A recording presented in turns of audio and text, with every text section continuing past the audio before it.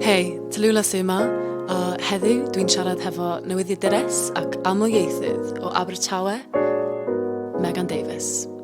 O'n i'n meddwl bod hi'n bwysig i fensio allan o'r maes celfyddydau a darganfod mwy am fywyd a gyrfa Megan o fewn y byd newyddiaduraeth.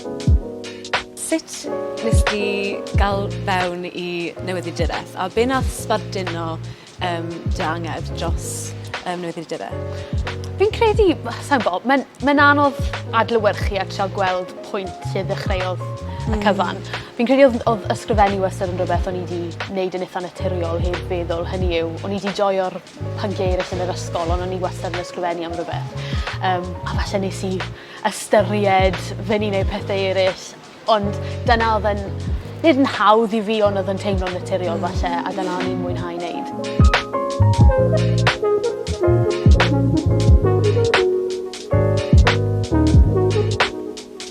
Sut oedd ti yn dechrau allan pan oedd ti'n navigatio'r byd newyddiaduraeth? Oedd yna unrhyw sialensau ar y cael nes di brofi? Fi'n credu ar y pryd na, hynny yw, chymod, mae neud profiad gwaith i ddechrau. Mae rai bod ti'n ffodus o ran, ti ddim yn cael ei dalu fel arfer. Felly o'n i'n lwcus bod mam a dad yn gefnogol iawn ac yn awyddus i helpu fi wneud y stwff yma. Felly i bobl eraill falle sydd ddim gyda'r gefnogaeth yna, fi'n rhagweld, fi'n siŵr bod hwnna'n anodd achos mae lot yn mynd mlaen yn Llundain yr enghraifft. Mae rai bod ti'n gallu cael yr arian ar y noddau a'r gefnogaeth i allu fynd i weithio yng Nghaerdydd neu Llundain neu be bynnag.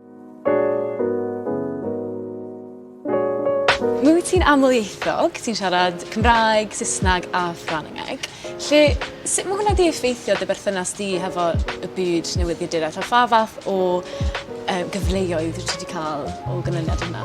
Wel, heb os nag o'n i bai fi'n credu heb yr ieithoedd yna fydden ni ddim wedi cael y cyfleoedd i ddechrau. Hynny yw, fi'n gweithio yn y Gymraeg a'r Saesneg nawr wrth gwrs.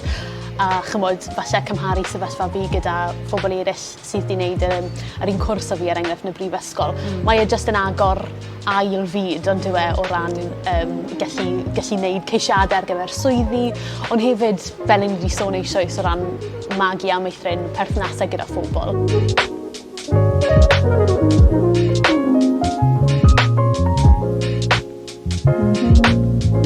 Nes di dreulio bach amser yn Ffrainc, lle pa fath o brofiad oedd hwnna yn gweithio fyna?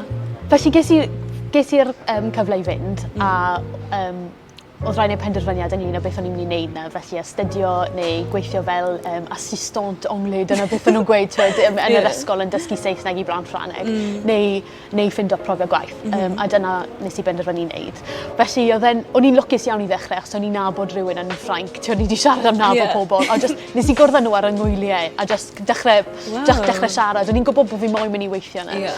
Felly nes i gais i fynd i weithio i Vogue, a wnaeth o anwybyddu fi. Felly nes i e-bost eto, wnaeth nhw anwybyddu fi, a nes i e-bost eto, falle o'n i wedi cael aperol neu rhywbeth, o'n i fel fi'n mynd try one more time.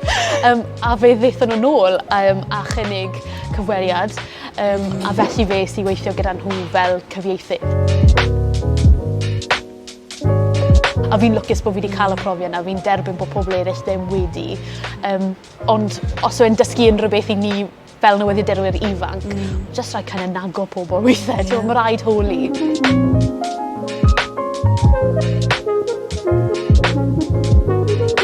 Mae yna lot o drafdeithau am nepotistiaeth, am kind of elitaidd a falle.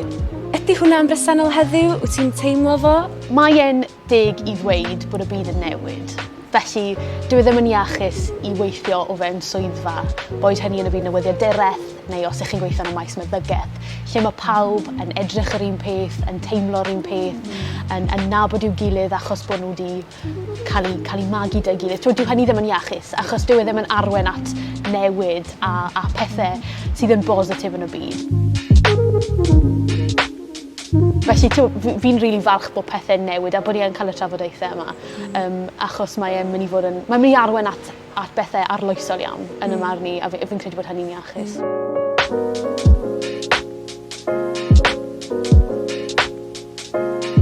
Wyt ti'n teimlo'n obeithiol o ran, yn enwedig yn Nghymru, wyt ti'n teimlo'n obeithiol dros y maes newyddiaduraeth? Ydw, fi yn teimlo'n obeithiol, achos fi'n weddol ifanc ac yn newydd i'r diwydiant. Felly mae gen i obeth bod y diwydiant yn mynd i tyfu ac addasu i'r gorau, ti'n bod. A falle beth sydd yn mynd i newid yw siwt ni'n adrodd ein straeon ni. Mae hi ddim yn dystu hynny ond dyw e. Falle bod e ddim yn mynd i bod ar dyledu, neu falle bod llai yn mynd i fod ar dyledu a mwy ar-lein neu beth bynnag. Dyn ni ddim cweit yn gwybod, i ni'n addasu ac yn newid. Ond yn y bôn, mae'r seiliau yn mynd i aros yr un peth ond dyn nhw. Adrodd straeon unigolion gyda pharch a gwirionedd a bod ni'n neud yn gorau glas i sicrhau bod ni yn cael ein gywir drwy'r amser. Achos mae newyddiadurwyr yn bobl hefyd, ni'n mynd i wneud pethau'n anghywir a mae pobl yn mynd i fod yn grac dyn ni am wneud pethau. Ond dim ond bod ni'n aros yn, mynd swnio'n eitha cliché, ond bod ni'n aros yn driw i stori unigolyn. Fi'n credu falle bod y platfform yn mynd i newid, ond mae'r egwyddorion yn mynd i aros yr un peth.